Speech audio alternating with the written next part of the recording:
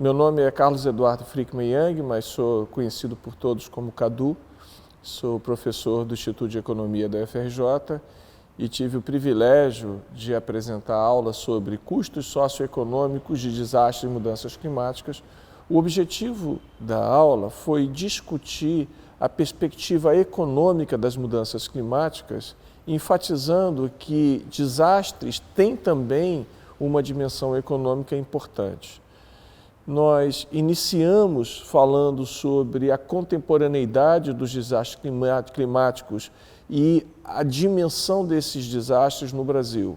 Ou seja, nós já temos hoje estatísticas bastante consistentes mostrando que desastres de natureza climática associados a chuvas extremas, por exemplo, inundações, enchentes, deslizamentos de terra associados a essas chuvas, ou, no outro oposto, secas e estiagens mais frequentes ou mais prolongadas. Então, que esses desastres já estão ocorrendo com frequência cada vez maior. E, por causa disso, as consequências dos desastres já estão sendo percebidas. Ou seja, o desastre não é apenas um problema físico, um problema técnico, um problema climatológico. Ele é também um problema econômico e envolve custos. Então, o que a gente tentou dimensionar nessa aula foi a importância econômica disso. Quanto isso custa? Quem paga por isso? Quem são os maiores afetados?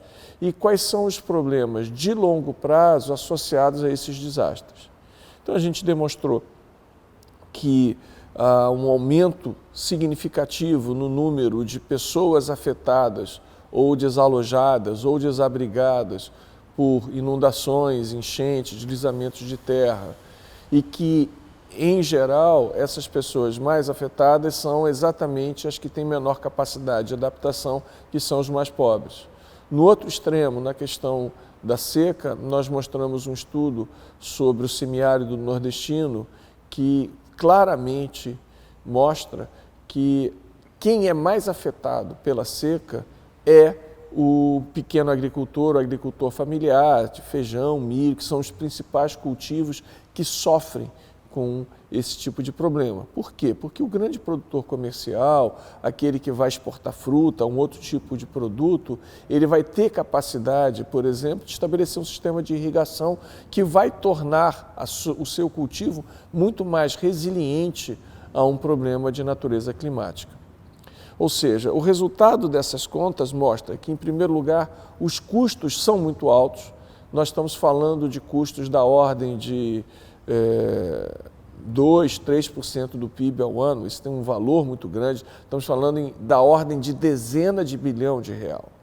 Esses custos são significativos e são crescentes. E não é apenas uma questão de acaso, não é uma questão de azar. Existe uma lógica por trás disso. Por quê? Porque o mesmo evento climatológico pode ou não se transformar num desastre, numa perspectiva social, em função da capacidade de resposta. Ou seja, os desastres não são tão naturais assim. Eles são consequência da presença ou ausência de políticas públicas. E a gente fez referência aqui a um estudo que mostra que o mesmo tipo de evento de chuva aqui no estado do Rio de Janeiro tem muito mais chance de se transformar num desastre quando a comunidade afetada é mais pobre, quando ela não tem uma política adequada de ocupação, não tem uma infraestrutura adequada, não tem coleta de lixo, não tem pavimentação. E isso revela que há uma omissão do setor público para lidar com essas questões. E o argumento usual do setor público para se omitir das políticas de prevenção é a ausência de recursos por causa da crise fiscal. Contudo, quando o desastre ocorre, ele gera um problema de gastos para o setor público muito maior. Ou seja, os desastres são fomentadores de crise fiscal. E a melhor política do ponto de vista fiscal é exatamente prevenir antes que o desastre aconteça, para que haja maior resiliência na capacidade de absorver aquele evento climático.